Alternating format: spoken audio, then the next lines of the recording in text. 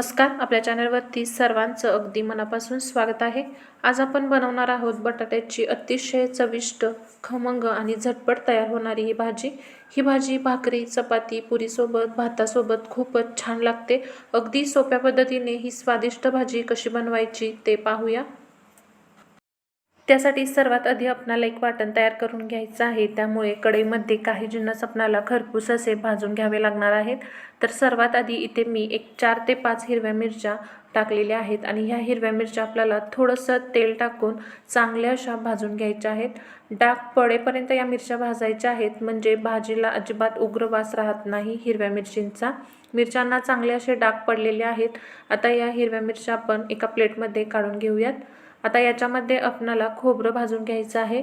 थोडंसंच याला भाजायचं आहे, जास्त भाजायची अजिबात इथे गरज नाही आहे। हलकंसं आपण खोबरं परतून घेऊयात। खोबरं हलकंसं परतलेलं आहे। आता आपण हे एका प्लेटमध्ये काढून घेऊयात। भाजी बनवत असताना इथे मी दोघांसाठीच भाजी बनवत आहे, त्यामुळे वापरलेले जिन्नससुद्धा अगदी थोडे थोडे आहेत। तर इथे आपल्याला काही शेंगदाणे घ्यायचे आहेत आणि हे शेंगदाणेसुद्धा आपल्याला खरपूस होईपर्यंत भाजून घ्यायचे आहेत। तर शेंगदाणे सुद्धा मस्त असे खरपूस भाजत आहेत। शेंगदाणे मस्त असे खरपूस भाजून झालेले आहेत। आता आपण काय करूया, हे एका प्लेटमध्ये काढून घेऊयात। आता लगेचच या कढईमध्ये आपल्याला 1 चमचा धने घालायचे आहेत आणि धने सुद्धा अगदी थोडेसे आपल्याला परतून घ्यायचे आहेत। आता धने सुद्धा भाजलेले आहेत, ते आपण प्लेटमध्ये काढून घेऊयात। एक मध्यम साईजचा बारीक असा कांदा मी उबट लांबट चिरून घेतलेला आहे, तो सुद्धा आपल्याला तव्यामध्ये घालायचा आहे आणि कांदा चांगला भाजून घेण्यासाठी, लालसर होण्यासाठी आपण यामध्ये थोडंसं तेल सोडलेलं आहे आणि याला अगदी लालसर होईपर्यंत खरपूस असा आपल्याला हा कांदा भाजून घ्यायचा आहे। यामध्ये 4 ते 5 लसूण पाकळ्या आणि अर्धा इंच आलं घातलेलं आहे आणि याला चांगलं असं आपण परतून घेऊयात।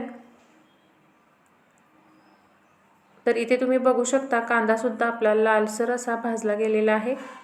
आपण याला सुद्धा आता आपण प्लेटमध्ये काढून घेऊयात।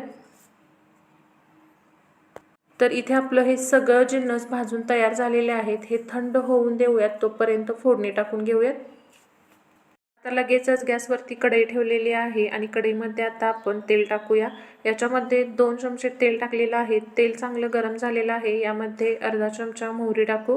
मोहरी छान अशी तडतडायला लागलेली आहे। आता यामध्ये पाव चमचा हिंग घालूयात। थोडीशी कढीपत्त्याची पाने घालायची आहेत, 4 ते 5 आणि यामध्येच आपल्याला थोडी हळद टाकायची आहे।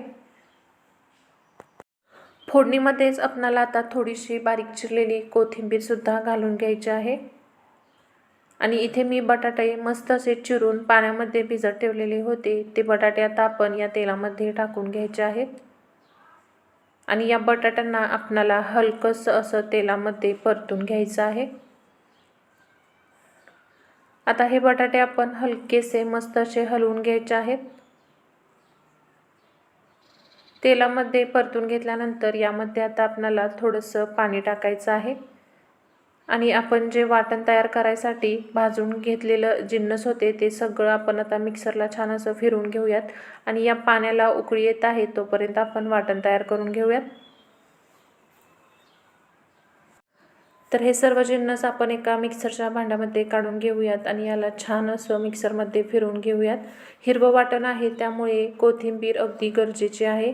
मूठभर कोथिंबीर इथे मी घातलेली आहे या वाटणामध्ये आणि आपल्याला याला छान असं मिक्सरला फिरवून घ्यायचं आहे। तर इथे आपलं मस्त असं वाटण तयार झालेलं आहे।